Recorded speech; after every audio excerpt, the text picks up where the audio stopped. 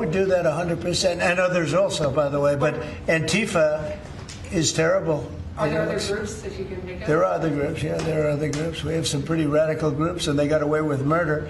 And also, I've been speaking to the Attorney General about bringing RICO against some of the people that you've been reading about that have been putting up millions and millions of dollars for agitation. These aren't protests.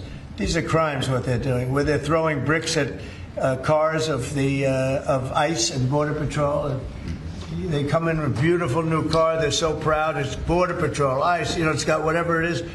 And they're throwing rocks at it.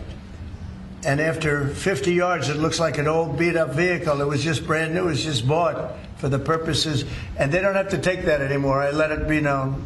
We'll take responsibility. They don't have to take it anymore. And they don't want to take it.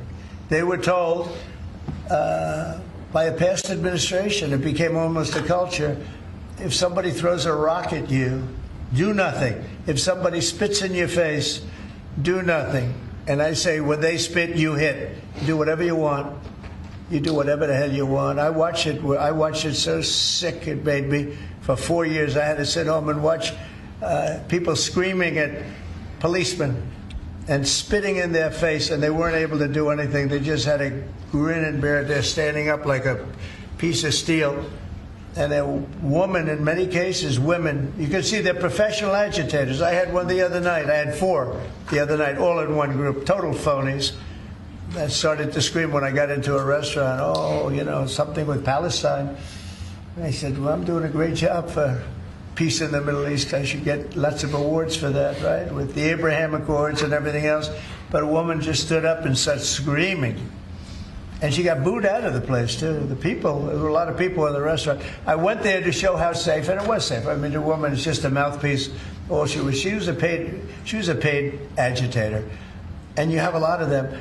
And I've asked Pam to look into that in terms of RICO, bringing RICO cases against the criminal RICO, because they should be put in jail. What they're doing to this country is really subversive. Is that Mr. President? Can I ask you one on crime, Mr. President? Can I ask you one on sure. crime and one on Charlie Kirk? You floated potentially going into St. Louis. You mentioned you want to go into Chicago next. Could St. Louis be after Chicago? It's going to be around there someplace. Yeah, we got to save St. Louis. We got to save these cities. This isn't like, we're going to do something. We have to save St. Louis. We have to save Chicago. I know all about Chicago. I have a great, beautiful building. I'm so proud of it. But, you get less proud when you see all the crime. When they announced 2 weeks ago, 11 people killed, this is over a weekend.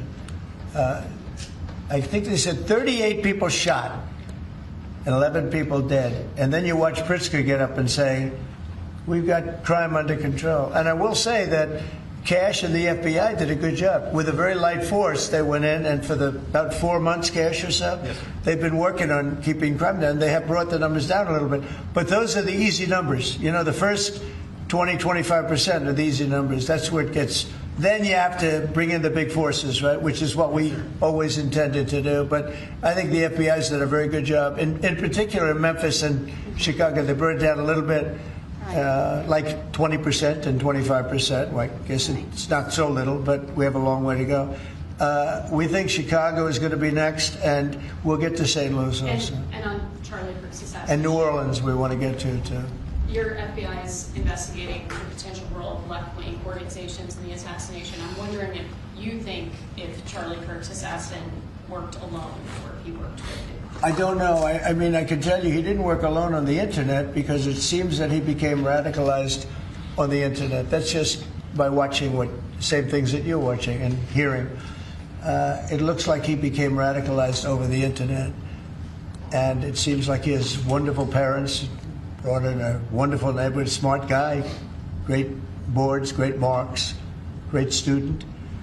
And then something happened to him over a fairly short period of time. It looks like he was radicalized over the Internet, and it's radicalized on the left. He's a left. I have a lot of problems with the left, and they get protected, and they shouldn't be protected. But as you understand, I think, very well from the tone of your question. Thank you very much. On Venezuela, on Israel. First on Venezuela, what can you tell us about this Venezuelan boat that was taken out? And do you plan to provide proof that these were narco-terrorists who were on their way to the U.S.? Well, we have proof. All you have to do is look at the cargo that was, like, it's spattered all over the ocean.